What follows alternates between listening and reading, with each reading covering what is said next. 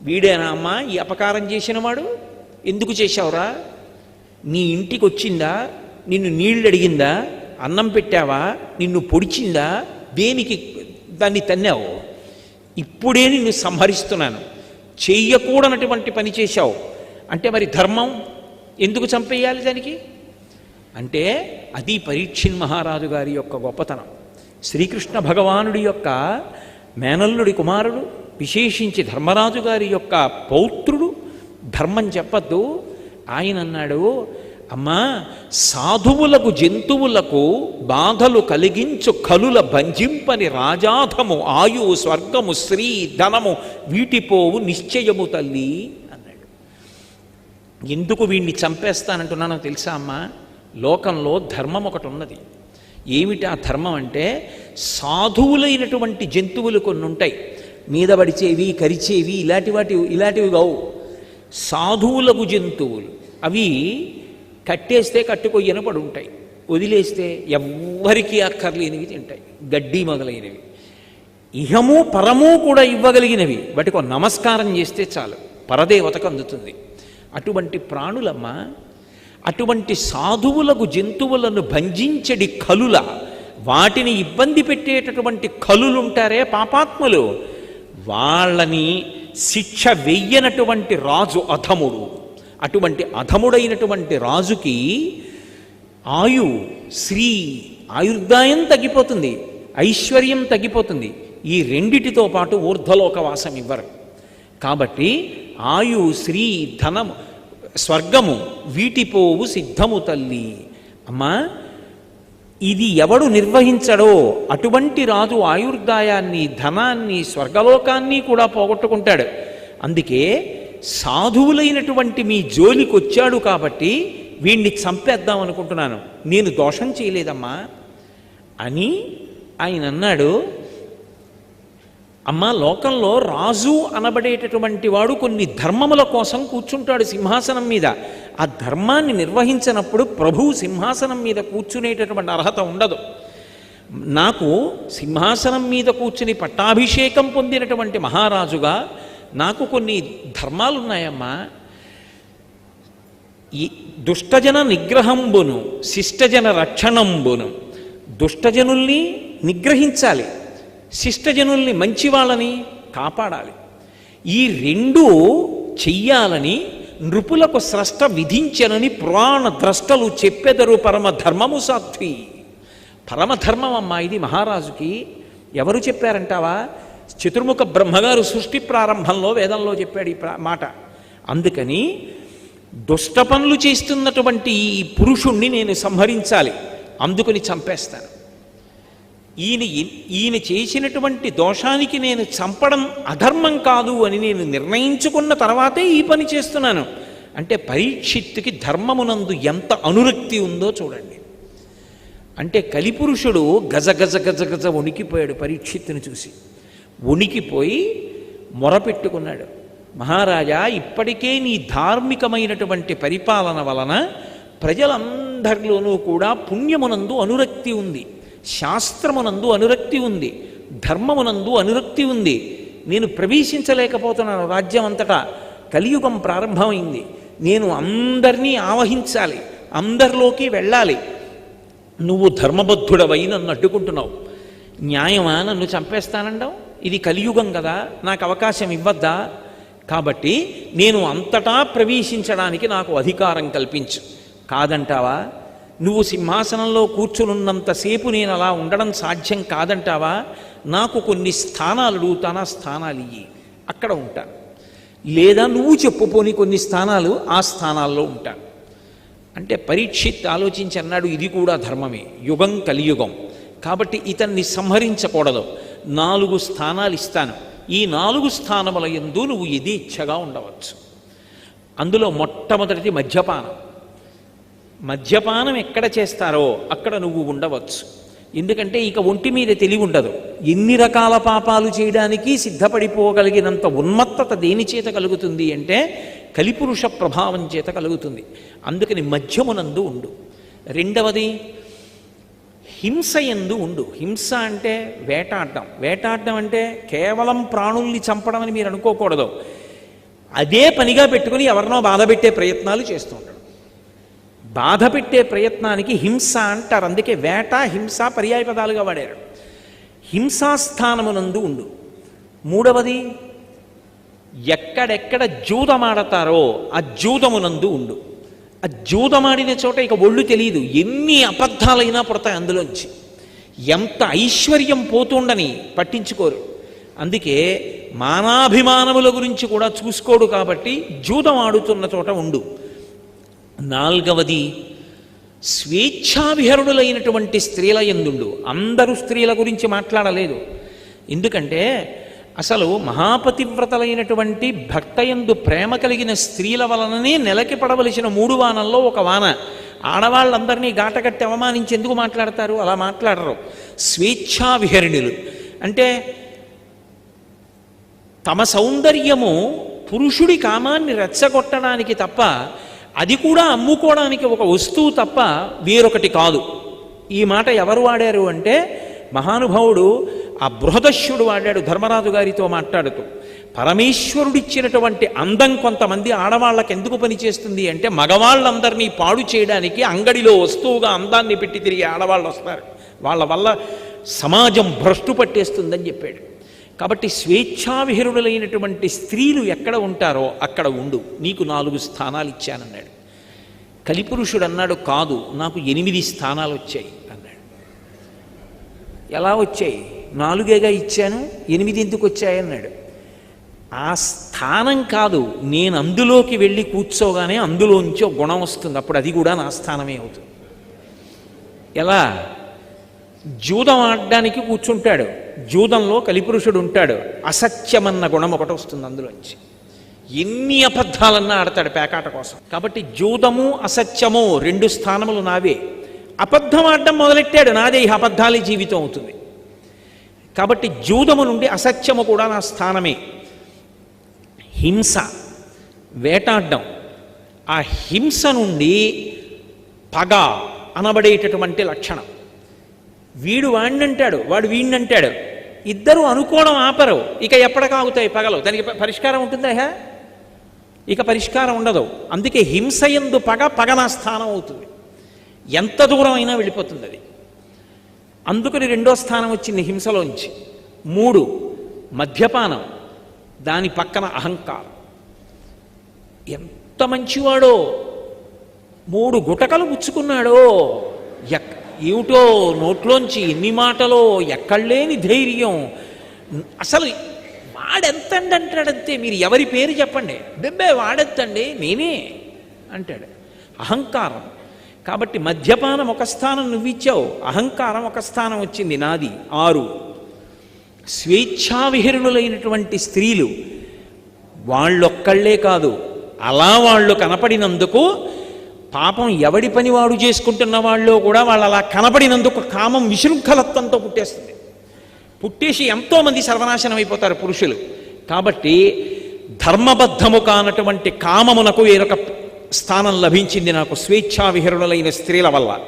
కాబట్టి 8. మహారాజా నువ్వు 4 ఇచ్చావు, 4 తమంత తాము నాకు వచ్చాయి. 8 నేను అడగలేదు, నిన్ను నాకు కూడా అడగడానికి అవకాశమే. ఒక్క స్థానం నేను అడుగుతాను ఇమ్మన్నాడు. మహారాజన్నవాడికి ఓ ధర్మం ఉంటుంది. తనని ఆశ్రయించిన వాడు అడిగితే కాదు పొమ్మనలేడు. ఏం కావాలన్నాడు? బంగారమునందు స్థానం ఇమ్మన్నాడు. ఇప్పుడు అక్షయ తృతీయ నాడు బంగారం కొనమని ఎవడు చెప్పాడు? అక్షయంగా పెరుగుతుంది కలి. అక్షయ తృతీయ నాడు బంగారం కాదు కొనవలసింది, అక్షయ తృతీయ నాడు ఇవ్వవలసింది జలభాండం. నీళ్లతో ఉన్న కుండ శుభ్రంగా 2 రోజుల ముందు కడిగి చల్లటి నీళ్లు పోసి ఏలా లవంగ కనసార సుగంధి తీర్థం దివ్యం వియచ్చరితే మఘటేషు పూర్ణం అన్నట్టుగా అందులో లవంగాలు అవి వేసి సువాసనాభరితమైన నీళ్లతో కూడినటువంటి జలభాండాన్ని దానం చేస్తే అక్షయమై ఏ ప్రాణిగా తానున్నా కూడా నీళ్లకి లోటు ఉండదు. దాహం వేసినప్పుడు నీళ్లు దొరుకుతాయి. ఆ నీళ్లు దొరకపోవడం పెద్ద బాధ. ఆ రోజు చేసుకున్న పుణ్యం అక్షయం అవ్వాలి. బంగారం అక్షయం అయింది, కలిపురుషుడు కూడా అక్షయం అవుతాడు. ఎందుకు వచ్చింది అది నీకు? ఎవడు చెప్పిన మాట? కాబట్టి బంగారము నాకు స్థానమే. పరీక్షిత్ నవ్వి అన్నాడు, ఇచ్చాను, తీసుకో అన్నాడు. మహారాజా 4 ఇస్తే 8 అయ్యాయి, బంగారం వల్ల కూడా ఇంకో స్థానం వచ్చిందండి. నీకు బంగారం వల్ల ఏమొచ్చిందన్నాడు. వైరం. ఇద్దరూ ఒక ఉద్యోగమే చేస్తున్నారు. ఆవిడ ఎన్ని నగలో పెట్టుకుంటుంది. వాళ్ళ పుట్టింటి వారు ఇచ్చారని ఊరుకుంటారేమిటి? లోపలికి వచ్చి ఎన్ని మాటలో ఎలా సంపాదించాడు అనుకుంటున్నారు? ఈశ్వరుడు చూడడం, అనుభవించే రోజు రాదు. ఎంత వైరమో! బంగారం ఒంటి నిండా పెట్టుకోవడమే శత్రుత్వానికి కారణం. ఆఖరికి ఆ బంగారం ఏం చేస్తుందంటే అకారణ శత్రుత్వం చేత ఏమైనా చేయించేస్తుంది. బంగారం ఉంది కాబట్టి వైరం. ఇప్పుడు పరీక్షిత్ ఇచ్చిందోటి, పరీక్షిత్తు తనంత తానిచ్చినవి 4, కలిపురుషుడు కోరితే ఇచ్చింది 1, అనుగుణంగా దానికి అనుషంగికంగా వచ్చినవి 5. మొత్తం ఆ 5 ఈ 5 కలిపి 10 స్థానాలు వచ్చాయి. ఈ 10 స్థానాలు అడ్డు పెట్టుకుని మొత్తం అందరిలోకి ప్రవేశించేశాడు. అది కలిపురుషుడు యొక్క గొప్పతనం అంటే. పరీక్షిత్ ఎన్నాళ్ళు ఉంటాడు పాపం శరీరంతో? ఒకప్పుడు పరీక్షిత్ కూడా శరీరం విడిచిపెట్టాడు. అప్పటికే కలిపురుషుడి యొక్క ఉద్ధతి పెరిగిపోయింది లోకంలో. ఇంతంతైవటుడు ఇంతై మరియు తానింతై అభో వీధిపై ఎంతై అన్నట్టుగా పెరిగిపోవడం మొదలుపెట్టాడు. అయితే ఇక్కడ మీరు నన్ను ఒక ప్రశ్న వేస్తారు నాకు తెలుసు. ఏమండి, ధర్మము అన్న మాట ఒకటి ఉంటే, మీరు ధర్మం ధర్మం అంటున్నారు కదా, రాజుకు అన్నిటికన్నా పెద్ద ధర్మం ఏది? ప్రజల్ని రక్షించడం. గోబ్రాహ్మణ హితార్థాయ దేశస్యాస్య సుఖాయ చ తవ చైనా ప్రమేయస్య వచనం కర్తుముద్యతః అని రాముడు అన్నాడా లేడా? దేశ ప్రజల సంక్షేమం కోసం అవసరమైతే నేను పాపం భరిస్తాను. కాబట్టి కర్తవ్యమకృతం అకృతం వా లేదా పాతకం వా సదోషం వా కర్తవ్యం రక్షతా సదా రాజ్యభార నియుక్తానాం ఏష ధర్మ సనాతనః అన్నాడు రాముడు. దానివల్ల నాకు పాతకమే రాని పాపమే రాని ప్రజారక్షణ కోసం ఏదైనా చేయవలసిందే అన్నాడు. మరి ఇన్ని కోట్ల మంది ప్రజల్ని రక్షించడానికి నేను ఏమీ ఇవ్వను, నీ పీక తీసేస్తానంటే ఇవాళ మీరు ఈ ఉపన్యాసం ఎందుకు, మేము వినడం ఎందుకు? హాయిగా అందరం కృతయుగంలో ఉన్నట్టే చక్కగా సంతోషంగా ఉందుం కదా. అసలు పరీక్షిత్ ఎందుకు వదిలేశాడు కలిపురుషుణ్ణి?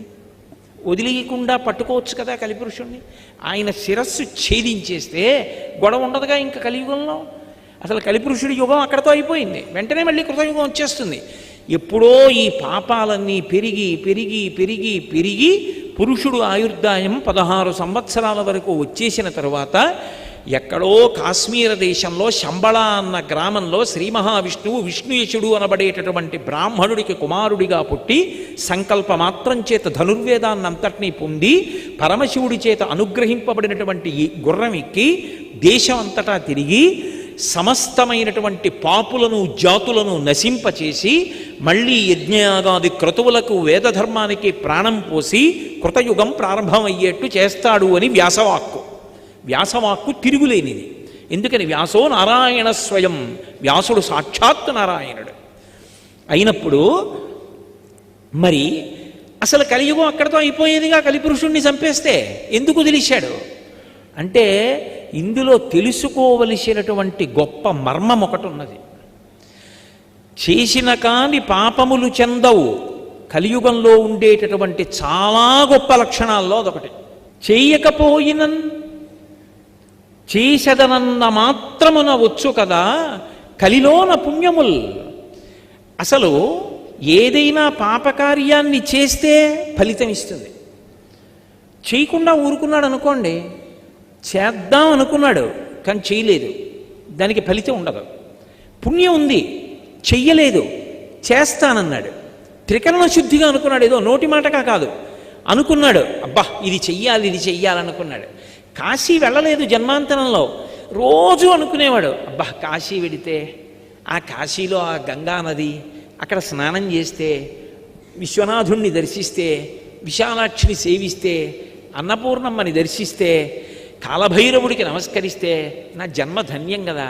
ఎప్పుడు ఎడతానో కాశీ, ఎప్పుడు 4 రూపాయలు కూడబెట్ట ఏదో ఖర్చు రాను, ఎప్పుడు ఎడతానో కాశీ, ఎప్పుడు ఎడతానో కాశీ అనుకుంటూనే ఉన్నాడు.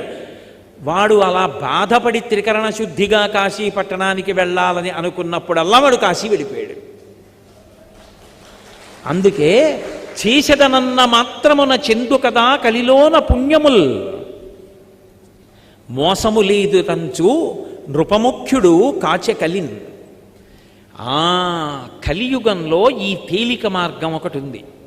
ప్రజలు త్రికరణ శుద్ధిగా సంకల్పం చేస్తే వాళ్ళకి పుణ్యం కూడా వస్తుంది. చెయ్యవలసిన అవసరం లేకుండానే పుణ్యం ఇస్తుంది కలియుగం. మరి అటువంటప్పుడు ఆ మంచి మాట ఒక్కటి, ఆ మంచి లక్షణం ఉన్నప్పుడు నేను ఎందుకు చంపేయాలి కలిని? దీని చేత తరించే వాళ్ళు ఉంటారుగా. మనసు మంచిదైతే, భగవద్భక్తి కలిగినదైతే, బయటికి పేదవాడేమో కానీ మనసులో ఐశ్వర్యవంతుడేగా. సంకల్పం చేయడానికి దరిద్రం ఎక్కడుంది? సంకల్పం చెయ్యాలనుకున్నావు నువ్వు, బంగారంతో వజ్రాలు తొడిగినటువంటి ఒక పెద్ద కవచాన్ని ఆపాదమస్తకం చేయించి, కంఠం నుంచి చేతులు పాదాల వరకు చేయించి వెంకటేశ్వర స్వామి వారికి నువ్వు నీ భార్య కలిసి వెళ్ళి ఇవ్వాలని మనసులో సంకల్పం చేసి మానసికంగా ఇచ్చావు. నువ్వు ఇచ్చేసావని ఈశ్వరుడు వేసాడు. అది ఎందుకు తీసేయాలి ఆ మార్గాన్ని? అందుకుని ఉంచుతాను కలిని అని. తుమ్మెద ఏం చేస్తుంది? తుమ్మెద పరమ సంతోషంగా వెళ్ళి పువ్వు మీద వాలుతుంది. వాలి పువ్వులో ఉండేటటువంటి మకరందాన్ని తాగుతుంది. మకరందాన్ని తాగుతుంది తప్ప పువ్వు రేకుని చింపడం కానీ, పువ్వుని తుంచడం కానీ, పువ్వుని కింద పడేయడం కానీ, తొక్కడం కానీ తుమ్మెచ్చేస్తుందా? చెయ్యదు. సారగ్రాహి అని పేరు. నేను కూడా ఈ కలిపురుషుడి వలన వచ్చేటటువంటి ఇంత గొప్ప ప్రయోజనాన్ని లోకానికి అందకుండా ఎందుకు చెయ్యాలి? అందుకుని వదిలిపెట్టేస్తున్నాను అని కలిపురుషుణ్ణి నిగ్రహించకుండా పరీక్షిత్తు విడిచిపెట్టాడు. లేకపోతే ఎందుకు విడిచిపెట్టకుండా ఉంటాడు? ఎందుకు విడిచిపెట్టేస్తాడు? కలిపురుషుణ్ణి అప్పుడే పరీక్షిత్తు చంపేయాలి.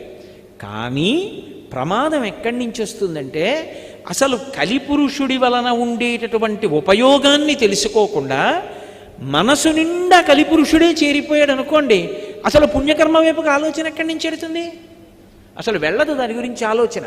అప్పుడు పాపము పెరుగుతుంది తప్ప పుణ్యము పెరిగేటటువంటి అవకాశం ఉండదు. అందుకే అంతటి మహానుభావుడైనటువంటి వ్యాసుడు కూడా ఒకానొకప్పుడు నదీ స్నానం చేసి పరమ సంతోషంతో చిందులేస్తూ అరిచాడు, కలిస్సాధుహు కలిస్సాధుహు కలిస్సాధుహు అన్నాడు. కలియుగం గొప్పది, కలియుగం గొప్పది, కలియుగం గొప్పది అన్నాడు. శిష్యులు వెళ్ళి అడిగారు, కలియుగం ఎలా గొప్పదని అడిగారు. ఒరే, కలియుగంలో ఒక విశేషం ఉందిరా, అందుకే పరీక్షిత్తు చంపలేదు. త్రికరణ శుద్ధిగా మంచి పని చెయ్యాలని నువ్వు అనుకుంటే అది చెయ్యకపోయినా చేసేసినట్టుగా ఫలితం ఇస్తారు. తప్పు పని చేసిన తరువాత ఫలితం ఇస్తుంది. కాబట్టి కలిపురుషుడి వలన బెంగ లేదు. కలిపురుషుడు ఉన్నతికి కారకుడు. కానీ కలిపురుష ప్రభావానికి అడ్డుకట్ట వేసే సాధన అన్నది కలగలేదనుకోండి, అది లోపల మర్రి చెట్టు పెరిగినట్టు పెరుగుతుంది. ఒకసారి మర్రి చెట్టు పెరిగిపోయిందా ఇక దాని కింద ఏ చెట్టు పెరగదు. అందుకే కలియుగ ప్రారంభమైన తర్వాత, కొంతకాలం అయిన తర్వాత ఒకానొకప్పుడు నారద మహర్షి భూలోకానికి వచ్చారు. వచ్చి భూలోకం అంతటా తిరిగి తిన్నగా తండ్రి బ్రహ్మగారి దగ్గరికి వెళ్ళాడు. వెళ్ళి గుండెలు బాధేసుకున్నాడు. బాధేసుకుని, నాన్నగారు ఏమిటండి ఆ కలియుగంలో లోకం అలా ఉంది, అక్కడ చూస్తే నాకు భయం వేసింది నాన్నగారు అన్నాడు. ఏమైందిరా అని అడిగాడు తండ్రి. అసలు నాన్నగారు కమలాక్షుని పూజింపనొల్లక కామించి కమలాక్షితోడ కాలంబు గడుపువారు, రాజీవలోచను పూజింపనొల్లక రాజదైవంబని భ్రమయువారు, శ్రీనాథునెన్నడు సేవింపనొల్లక శ్రీమంతునగుట కాంక్షించువారు, నారాయణుని చేరు దారి నూహింపక దారుణాఘంబుల తగులువారు, ముక్తి అను రెండు మాట ఎరుంగక భుక్తి మార్గ సాధనాకైక చిత్తులై దుఃఖములు అనుభవించువారలై భూమండలంబున ప్రజలు పతితెలవుటకు ఏను చింతుంతునో అబ్జగర్భ అన్నాడు. ఓ తండ్రి, నేను భూమి మీదకి వెళ్ళి చూశాను. అసలు కమలాక్షునేనాడు అర్చింపనొల్లక, శ్రీ మహావిష్ణువు ఉన్నారు, పరమశివుడు స్వరూపం ఉంది, వాళ్ళని పూజ చేద్దాం అన్న ఆలోచన లేదు నాన్నగారు. అసలు పూజ చేయడు. పూజ అనేటటువంటి మాట ప్రధానంగా ఎవరికి అన్వయం అవుతుంది అంటే పురుషుడికి అన్వయం అవుతుంది. ఎందుచేత అంటే ధర్మపత్ని సమేతస్య అని కల్పం. అంటే మా ఆవిడతో కలిపి నా కుటుంబం అంతా సంతోషంగా ఉండాలి అంటే ఇప్పుడు ఎవరు చేయమని పూజ? మగవాడు చెయ్యాలని. మా ఆవిడ పూజ చేసుకుంటుందండి, మా ఆవిడ గుడికెడుతుందండి, నేనేమీ చేయనండి అంటే ఏమిటి దాని అర్థం? కమలాక్షునేనాడు సేవి అర్చింపనొల్లక కామించి కమలాక్షితో కాలంబు గడుపువాడు. భార్యతో ముచ్చట్లకి మురిపాలకి అనంతం, అంతకన్నా ఇక వ్యాఖ్యానం అక్కర్లేదు దానికి. కామించి కమలాక్షితో పొద్దు గడుపువాడు రాజీవలోచను పూజింపనొల్లక రాజదైవంబని భ్రమయువారు. అరే ఐశ్వర్యానికి కారకుడు, మోక్షానికి కారకుడు పరమేశ్వరుడురా, భగవంతుణ్ణి అర్చన చేద్దాం, కనీసం ఒక్క మారేడు దళం వేద్దాం, ఒక్క తులసి దళం వేద్దాం. ఏకేన తులసి మాత్రదలేనా పినరోత్తమ పూజయేద్ భక్తిభావేన తంరక్షాం ఇతి మత్పణః అంటాడు వెంకటేశ్వరుడు. ఒక్క తులసి దళం చాలరా, నా పాదాల మీద వేస్తే మురిసిపోతానన్నాడు. ముక్తియను పల్కె ఎరుంగక, అసలు మోక్షం అన్నది ఒకటి ఉంది, మనుష్యుడు ఒక్కడే సాధించగలడన్న విషయమునందు స్పృహ లేదు. అనేకమైనటువంటి పాపకర్మలు చేసి ప్రజలు పతితులైపోతున్నారు నాన్నగారు. ఈయను చూచి దుఃఖితుడనైతినో అబ్జగర్భ. ఓ నాన్నగారు బ్రహ్మ, ఎంత బాధాకరంగా ఉందో కలియుగం. అసలు జీవుడి గురించి ఆలోచించుకున్నవాడు లేడు. అంటే అప్పుడు బెంగ పెట్టుకోకురా, శ్రీ మహావిష్ణువు కదిలి వెడుతున్నారు వెంకటేశ్వరుడిగా అన్నారు. కాబట్టి కలియుగంలో ఉండేటటువంటి ప్రధానమైన లక్షణం ఏమి అంటే, ఒకసారి మర్రి విత్తనం నేలలో పడితే తాను పెరిగిపోయిన తరువాత ఇక ఎవ్వరినీ ఎలా తన కింద పెరగనివ్వదో, తానే పెరుగుతుంది. మర్రికున్న లక్షణం ఏమిటంటే ఊడలు దింపుతుంది, అలా పెరుగుతుంది కొమ్మ. అంత దూరం వెళ్ళాక విరిగిపోతుందేమో పోనీ అనుకుంటే ఏం విరగదు, అక్కడ ఊడ దింపుతుంది. ఆధార వేళ్ళని భూమిలోకి దింపేసుకుంటుంది, బలపడిపోతుంది. ఇంకొంచెం ముందుకెడుతుంది, ఇంకో ఊడ దింపేసుకుంటుంది. మర్రి చెట్టు విస్తరించి తన నీడలో ఇక సూర్యరశ్మి లేక ఎవరూ బ్రతకకుండా చేసినట్టు కలిపురుష ప్రవేశము చేత ఆలోచనలు కలి ప్రభావం ఉన్న వైపుకి తిరుగుతాయి తప్ప అసలు పరిష్కార మార్గముల వైపుకి తిరగవు. ఇది బృహదశ్వుడు ధర్మరాజు గారితో చెప్తాడు అరణ్యకాండలో. ఆరణ్య పర్వంలో మాట్లాడుతూ కలిపురుషుని యొక్క లక్షణం అది. అందుచేత ఎప్పుడూ కూడా క్రమం ఎటుంటుందంటే పతనం వైపుకే ఆలోచన ఉంటుంది. అందుకే సాధారణంగా రాగద్వేషముల చేత కొట్టబడుతూ ఉంటారు. వస్తువు అజ్ఞానము, మోహము, లోభము, కామము, క్రోధము, పగ, కలహము, నాశనము. ఇది క్రమం కలియుగంలో అని చెప్పాడు. నేను మీతో ఒక ఉదాహరణ చెప్తా. మరి ఏమండి మీరు ఊరికే కలియుగం అంటే ఏమిటో చెప్పేస్తున్నారు, దీనికి పరిష్కారాలు ఉండవా? మరి అది కూడా చెప్పండి. ఊరికే ప్రసంగం అంతా అదే చెప్తే మాకు భయం వేస్తుంది. అంటే నేను మీతో ఒక విషయం మనవి చేస్తా. ఎందుకు చెప్పారంటే ధర్మరాజు గారు ఆయన నలోపాఖ్యానం చెప్పాడు. వచ్చినటువంటి బృహదశ్వుడు ధర్మరాజు గారికి నలోపాఖ్యానం చెప్పాడు. చెప్పి కలిపురుషుడు అసలు నలుణ్ణి ఎందుకు పట్టుకోలేకపోయాడో మొదట్లో కొన్ని కారణాలు చెప్పాడు.